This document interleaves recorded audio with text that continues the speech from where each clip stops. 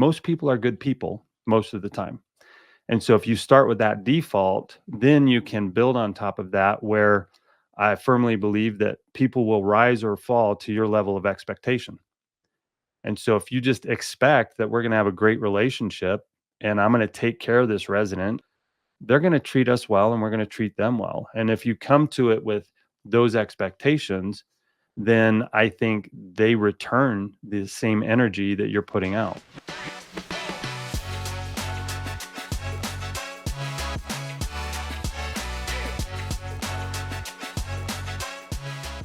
Hello, professional property managers. Andrew Smallwood here from Second Nature and the Triple Win podcast. I'm joined by my friend, Tony Cline. Tony, it's great to have you on the podcast today. Andrew, it's always great spending time with you. We were just at the systems conference. I think it was a couple weeks ago, sitting on couches, having a great conversation. I know we'll touch on a couple items that we talked about there, but man, it's an exciting start to the year here in 2025. Tony, I'd love to kick off with just what are you appreciating? What are you looking forward to most right now in 2025? I think one of the things that, and I've tried to live this way for a while, but one of the things that really came into some clarity for me as I was reflecting on 2024 and leaning into 2025 is that personally and professionally, we tend to either be in a state of friction or a state of flow. And I've really tried to figure out how to eliminate the friction and lean into the state of flow. And sometimes those are really easy decisions to make. And sometimes they are things that are changing fundamentally the way that we operate, the lives that we live. But I'm really trying to be intentional about eliminating that friction. And by doing that, this is an old video game reference, but if you've ever played Mario Kart, having those little accelerators on the course, finding the ways to lean into flow really accelerates your personal life and your business. And so that's kind of what I'm celebrating, is the fact that I'm staying conscious about that. I really like that. And I'm going to use that as a segue to cover up my mistake here. If you're a podcast host, like job number one is introduce your guests to the audience. I'm like, gosh, everyone must know who Tony Cline is by this point. But I'm sure actually there's some people who haven't had a chance to meet you, Tony. I love what you said about friction and flow. And something I've observed about you over the years is whether you were in the property management business, your role now, really helping. You've always been educating and like coaching and generously kind of giving up your time to support other people in this industry and business. I know it's something, we've also appreciated. Just you've got a very heart-centered style of leadership that I think we really appreciate as well. And people that vibe with you notice as well. But for people who are less familiar with you, what should they know about Tony Cline and what you're up to these days?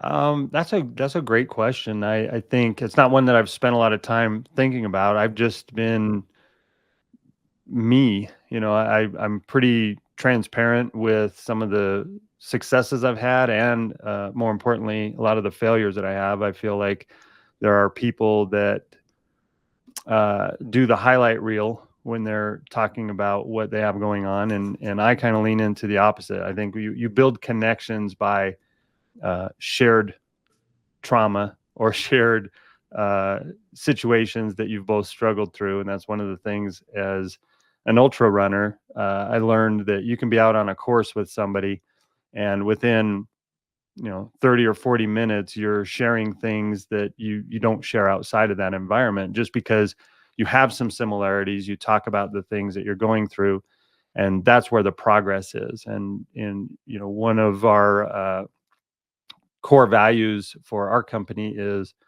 courage. And I talk a little bit about the difference between courage and bravery. And to be brave is to charge into battle without fear. But to be courageous is to feel the fear and do it anyway. And I feel like I've tried to lean into that and just, we try new things in business. Sometimes it works out, sometimes it doesn't. And I don't try to hide those things. And I think one of the reasons why I think I do have so many connections in the industry is that I'm just pretty transparent with what what I've been through and where I'm at now, and I think people are drawn to that because they want to have those true genuine connections. Mhm. Yeah, thanks for sharing that. Um, well, Tony, I know we're going to get into a couple different topics here today, but wanted to kick off with this. There's been a lot of conversation, continues to be conversation about um, people in this industry moving from seeing themselves as a service provider to seeing themselves as an experience provider, or having kind of a service centric lens on the business versus a experience centric type of lens on the business. And I'm curious what that means to you. What does that make you think of when you hear people talking about that? I think for to take it back when I had my property management business, we were really focused on, you can call it being smart, you can call it being lazy. I'm sure there was some combination of the two, but I wanted to figure out, it didn't make sense to bring on new doors and then churn them out the back end, right? So the better experience I can provide for the people who are management clients, who are residents, the better experience I can provide, the more sticky they become, meaning they're not looking to churn out either as a client or as a tenant. And so we really tried to figure out what is the best experience that we could provide. And an example of that would be, we really tried to set ourselves up as the authority in the marketplace. We had clients that would come to us that were looking for an expert. They weren't looking for somebody to assist them in managing their property. They were looking for somebody that would manage their property, take the headache off their plate. And so we might have a client that after we onboard them, and you go through the first initial calls and emails and exchanges, but after that, I might not actually hear from them for 2, 3, 4 years. But when I did hear from them, I would make sure we solved their issue, but it was not uncommon for me to spend 45 minutes on the phone with an owner talking about nothing really related to property management. We solved their issue, but I want to know, what their sports teams were doing, what the weather was like, how the kids were growing up. The last time we talked, they were, getting ready to go into college or whatever. And so for me, it's more about being that person that is building those connections and the network, and connecting them with other clients or vendors or whatever that I might have, just to build that relationship. And I might not speak to them again for another year, 2 or 3 years. And the reason why that is important is I need to be able to operate my business the way that it is the most efficient and effective. And the way you do that is eliminate input from your clients. And I know it sounds counterintuitive, but I can provide a better service if I can streamline that service and make it uniform, and that be the default. And then I can offer the ability to customize it and make it special. But now I'm making a choice to do that versus having 100 different clients and 100 different ways to manage those properties. Hmm. Yeah, I'm hearing you say, "Hey, there's a way of doing things that you're empowered and your clients are empowering you, right, um, to bring your expertise to, right, and make decisions on their behalf, and as opposed to reacting to different client needs or requests or whatever it might be, that hey, you can choose to do those things, but it's going to be an intentional choice and something you're proactively deciding, as opposed to running around, right, and kind of chasing that, really setting the right expectations, getting into the right relationship with your clients, in a way where you can have deep relationships. But that doesn't, it sounds like that doesn't mean, hey, I'm talking to these clients 45 minutes, et cetera, every day. It's you are building deep relationships, but in a way that also your business model supports. Yeah, we were a high touch business, but we were not a frequent touch business, right? So it was high impact. And you mentioned, or you questioned, how do we take from being a service-based industry to a experience-based industry. And, if we were looking at just providing a service, our service is to lease the property. And so you could check the boxes both on the landlord side and the tenant side, where I've checked all the boxes to lease the property. When we leaned into the experience, we wound up having a welcome gift bag. We had a gift bag. We had, if you think about when you're moving into a new property, there are things that just you might have packed up your paper towels, you might have packed up your toilet paper. Moving is stressful, so one of the people that are moving into the property probably has a headache. So we were providing little packets of ibuprofen. We were providing a roll of toilet paper or a hook to clean out the drains, and a couple of water bottles, some candy. We had a little letter. And not that was, it cost us like $8 to put all that together in a bag, but it added to the experience. And then we would ask the people to send us a selfie inside their new unit when they moved in, just to show that they were having a good time. We could use that for our marketing. And so really shifting from checking the boxes to how can we get people emotionally excited about one of the most stressful events in their lives, which is moving. Yeah, I love what you shared there, because I think most residents' expectations moving in is, I just hope the place is clean and that I'm able to get in properly, et cetera. And they're focused on getting all their stuff in. Even just a little bit of saying, oh, here's this unexpected package right there, is a chance to surprise it and delight. I love what you said too about the selfie and being able to use that as a way of connecting, and then also, reusing that for marketing. Of, hey, here's an expectation. How can we meet, exceed it, and incite some positive emotion that this customer is going to associate with our brand? I love what you shared there. Now, one step is just one component of it, right? So in and of itself, it's not that special.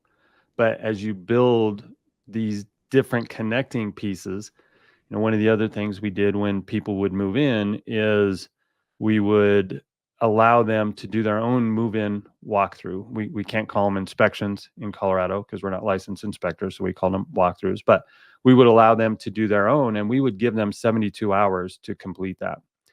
And if you think about it from a resident experience, we've already done a move-out walkthrough. We've already done the repairs. We've already documented those, so we know the condition. The last thing that somebody wants to do when they've taken time off of work and they've scheduled a moving truck, or they've asked friends to come help them move, is to walk through the property with you so that you guys can agree on the condition of the property, right? So it's, how can I lean into that experience of making their move-in more streamlined? So we would say, look, we know you got a lot going on, but after you get moved in, we need to get the documentation. If you don't return it within 72 hours, then according to the lease, we're all agreeing that everything is in great condition. But we want to give you the opportunity to document anything that comes to mind for you.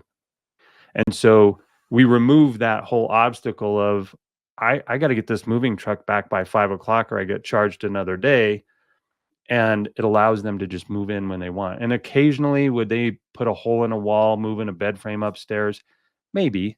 But the economies of scale of me not having to have somebody there, it was worth it to pay for that. And, just starts the relationship off on a much better foot, which y'all know how when you start a relationship, it generally will continue going in the direction that it starts. So I want to ask you about that, Tony, because something property managers face, I think, is that many people, because of their past experiences or stories or Hollywood movies, about landlord coming at the door, knocking, et cetera. In many cases, there's a default of mistrust. There's a default of disrespect, right? That starts. And maybe it's not just property managers. Sometimes I'll see this in like travel industry. We travel a lot. And so, you see people approach a gate agent or something like that. And because of the context that they're in, they may just interact with that person differently than they interact with the barista at their local coffee shop, so to speak. But property managers experience that a lot. And so I'm curious how you think about, you know, how you found your way to how do we get this relationship on the right foot? How do we kind of break that pattern? Is it by doing these little things of the move-in gift and here's our policy around move-in and the move-in condition, et cetera? Is it, is that part of it? Is it something else? What do you think are kind of the keys to help getting off on the right foot and setting that context for the relationship? I love this question. I think there are in everything in the coaching that I do, I talk about there is a default position for everything, right? And so when we're working with a client, when we're working with a resident, we should have our default condition that if in absence of any additional information, this is our default position and this is what we're going to do.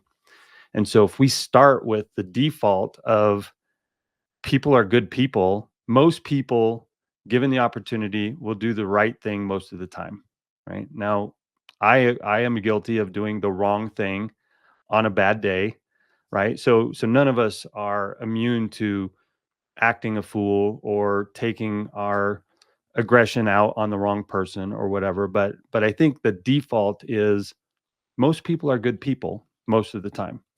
And so if you start with that default, then you can build on top of that, where I firmly believe that people will rise or fall to your level of expectation.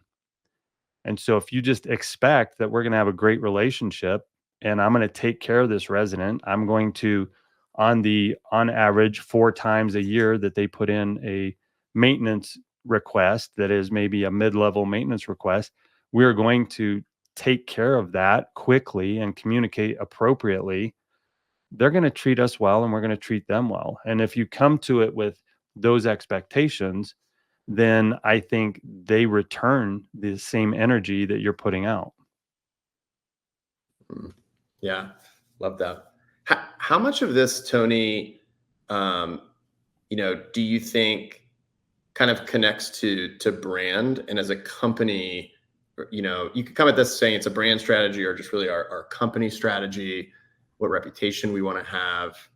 How do you, when you're talking to clients and people you work with, how do you teach people to think about that, their position in the market, and how this connects to what you're talking about, the experiences that are being created, the emotions that are being incited in customers?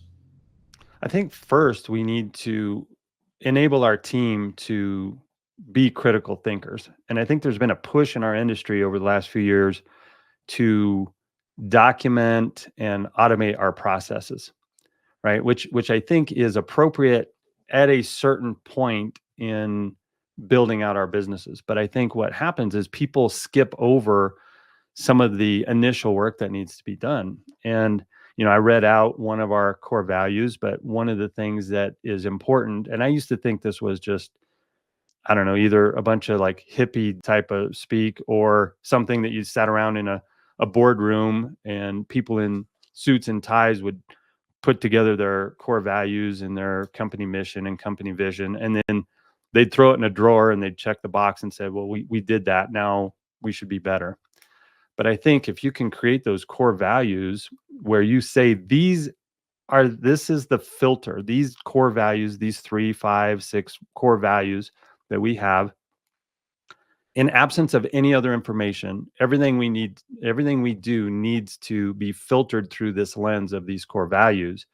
Now all of a sudden I can create critical thinkers where people can challenge things at the company and say, is this decision, are these actions in alignment with those core values?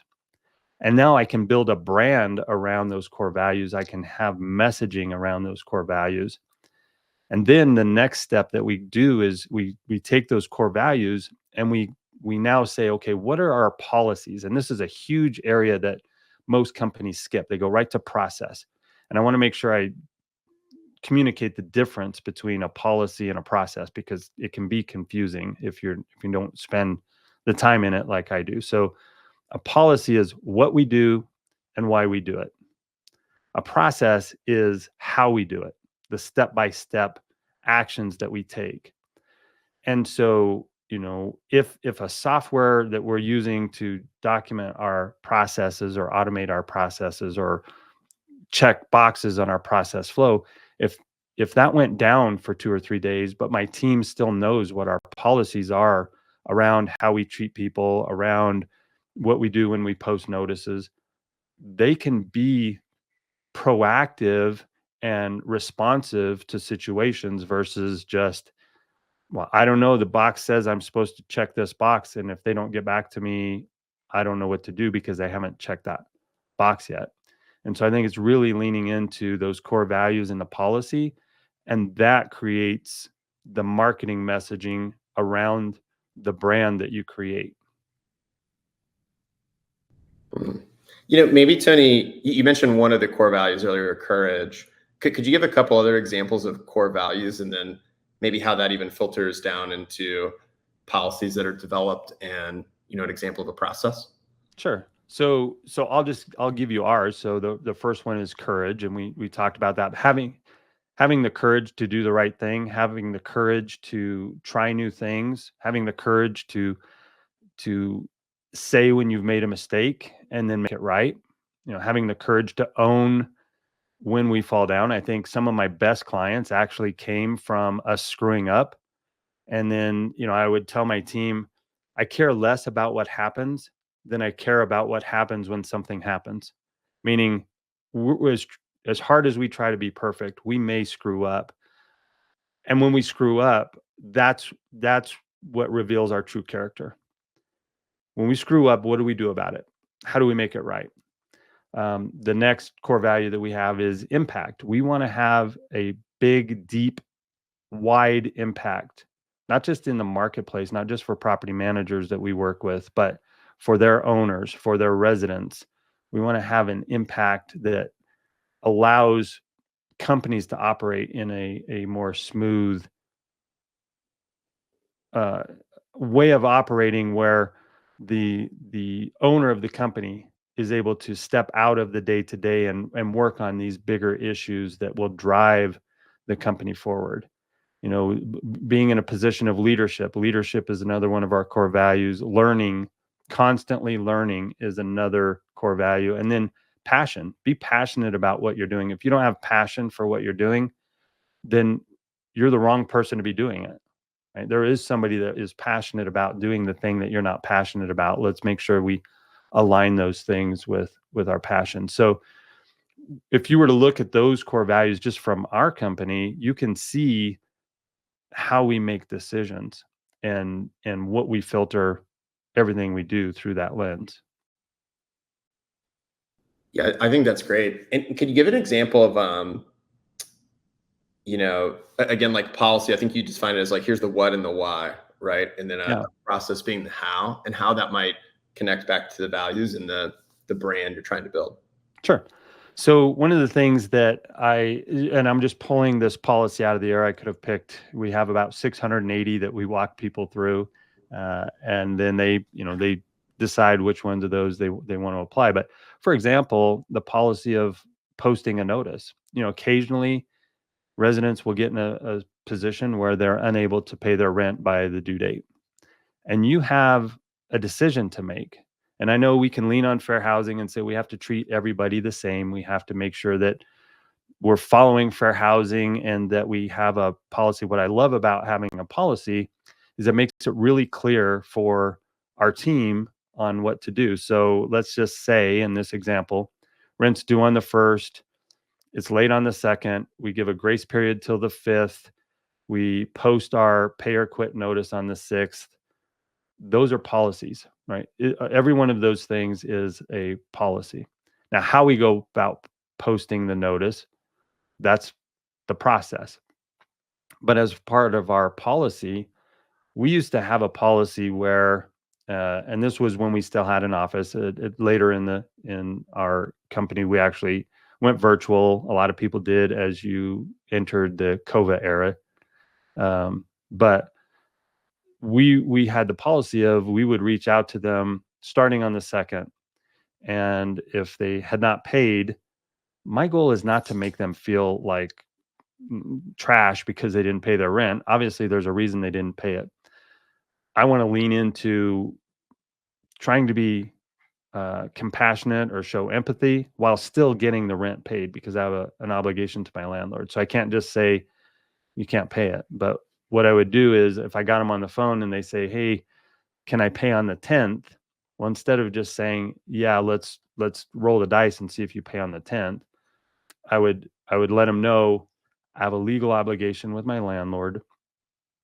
I have to take certain actions, but here's what we can do.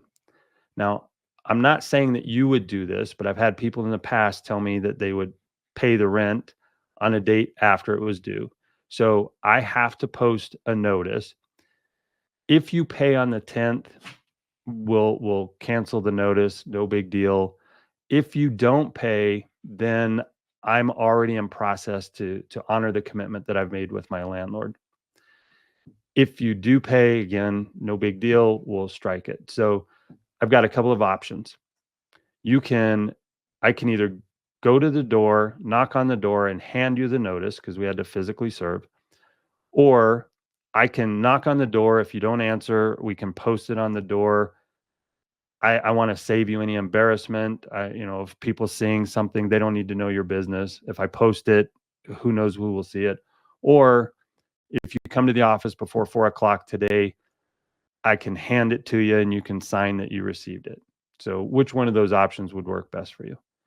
Like, it's having that compassion. I still had a policy. I still had a process. I didn't make up on the spot what they were able to do. I gave them 3 options, and those were 3 standard options, but they were built around empathy while still enforcing what needed to be enforced for my clients. Mm. Yeah, I think that's great. And what I love about your example too is um, it makes me think about how many times we're confronted in business with these choices. And a lot of times we view things through an either or frame versus kind of choosing how can we have a both and perspective of, hey, communicating with compassion while also, being accountable, right, in the relationship, how you provide choice, but again, and accountability at the same time. And I think, I imagine hearing that probably helps some people think of some ideas of how they can do that. And again, reflecting their policy, here's the what we're doing and why, tied to the core values of the kind of relationships you want to be building, the brand, you want to be building in the marketplace. I think that's great. I like to say I like to say when you're working on your policies, don't provide exceptions, provide options, right? An exception is I'm going to get out of my policy and do something that we just don't normally do, where an option is when we come to a point of friction, I'm providing predetermined options that will help us all eliminate that friction, right? And so my team can operate within those policies and still provide multiple ways to solve the problem. Mm, I like that. Options instead of exceptions. Um, Tony, last couple things. When we were talking in Vegas, you had this great analogy about building a team that I'm like, okay, this kind of contextualized and almost like rewrapped everything you talked about up to that point in this kind of memorable way for me, right? Of just kind of like, okay, I've got these cubby holes. I kind of understand this context and it really fit things into place. I'm wondering if you could share that with people, that analogy of kind of a sports team and how that relates to what we're talking about. Sure. Yeah, I love talking about this because I think it helps people get energized about what they're doing with their business. I think a lot of property management owners, and this is an oversimplification and generalization, but I think a lot of property management company owners get into the business by accident. They don't think, what is my business before I get into this business? What's it going to look like in 2 or 3 years? They get in, they start managing a couple of properties, and then they grow that. Maybe they're on the realtor side or an investor side, and it just sort of grows and happens. And then they get to the point where they need help. And so they're just like, I need help. I'm going to just hire somebody. And a lot of times those first hires don't work out because they don't really have a system to bring those people in and set expectations. And it's just like, I checked the box, I hired somebody, my workload should go down, but actually it goes up and I'm not able to spend time with those people to train them And so it doesn't work out. And then the company owner winds up taking back all that responsibility. And so we really lean into, I call it the champion's edge or the championship formula, but really we talk about building a championship team. And I'm not just trying to build a team. I'm not trying to build a high performance team, because for me, I guess a high performance team is slightly better than a regular performance team, but it doesn't really help me understand just instinctively what that means. And so when you build a championship team, it's really easy to filter what's happening by, would this happen or would this be tolerated on a championship team? And if the answer is no, then we shouldn't be doing it here. And so it's a way to tell a story. We didn't get into mission and vision on this podcast, but those are really important to set the vision, to give people something to buy into, of this is where the company's going, this is how I contribute, this is where I make a difference. And by setting that vision out there, it gets people connected. I've said this for years. People long to be a part of something great. We're less connected physically in our communities, in our churches, in just programs. We're not going to people's houses and playing poker on Friday night like we used to. It's just we try to connect online. And so we want to give people something that they can belong to. And by creating this era of, we are building a championship team, how can each one of us contribute to play the right position, to utilize our skill sets, to have everybody perform at that high level of that championship team? I think really allows you to create a framework where people just inherently understand, am I contributing at that level? And do I want to? And it's okay if they don't want to. That means we've helped create a filter to get them out of the seat that they're in, maybe even trade them to a new team, so to speak, and allows us to open up space where people get excited about working with other people who want to perform at that super high level. Love that. Okay, Tony, we're gonna wrap this with kind of a fun lightning round of a couple quick questions here All right.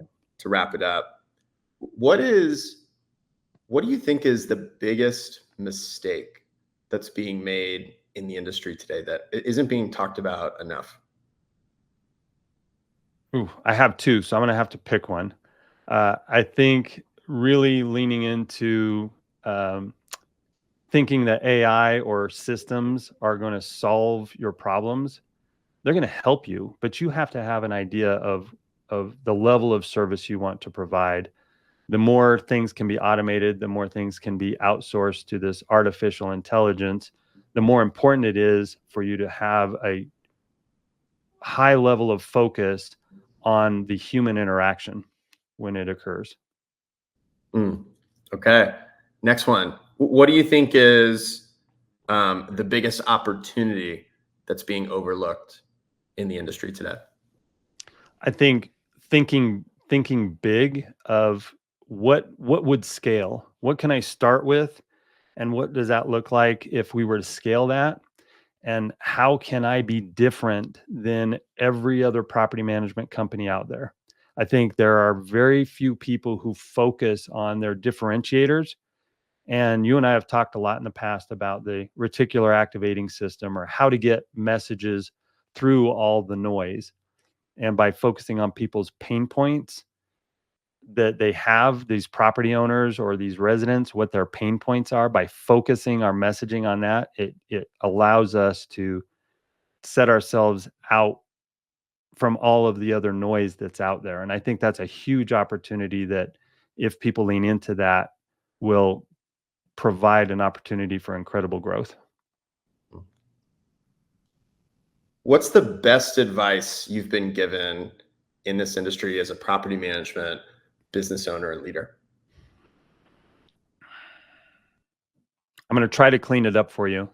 I had a mentor years and years ago basically tell me, never be the cheapest uh, person on the corner, I guess, because once you're no longer the cheapest, their loyalty was to the price, not to you, right? And so it's not about how can I charge the least amount possible. It's how can I provide the highest level of service for the best value, right? So it's not that price is irrelevant. It's just that price doesn't become important until you've actually able to communicate and deliver the value that people are looking for. Man, I love that. Okay. Last one, Tony. As you look at where we are today, 2025, looking forward, what you see unfolding and what you see that's possible for the industry, for professional property managers, how do you feel and what do you see? Share us a little bit of that like image of the future that you see for the professional property management industry. I think there's going to be a ton of changes with AI. You know, I mentioned AI earlier. I do think that it's going to impact the business a lot. I think for me, the way I see the future is the companies that are going to survive are the companies that have a personal personality, meaning it's not a corporate personality. To tie this back to branding, it's we've had discussions about people don't do business with businesses. They do they do business with people at businesses, right? And so the more personalized we can make our business and our offerings and our messaging, the better we're going to break through that noise. And so what I see for the future of property management is you can't hide behind your website and just I've got a slick website, hopefully people click and find me. We have to be almost a personal brand inside a business. We have to be somebody that is intentional about communicating the specialized value that we deliver. And I have a presentation where I talk about what's your cheeseburger, and it's basically there's a McDonald's, an Applebee's, and an Elway's all in the same parking lot. And each one of them serves a cheeseburger. Each one of them is very clear about the level of product you're going to receive, the pricing, and the expected service and experience that you're going to have. And they all three can exist, right? But it's being really clear on what is your brand, what is the level of service, what is the messaging that you want to communicate around the product and service that you deliver. And it's the folks that really lean into defining that versus just saying, well, we charge X% and we'll manage for anybody in this area. You know, those people are going to get lost and sucked under in the tide. I think it's a great note to end on. Appreciate the perspective, Tony. Thanks again for being generous with your thoughts, experiences, insights, sharing them here with us. Well, thanks for having me on, Andrew. I always appreciate any time we can spend together.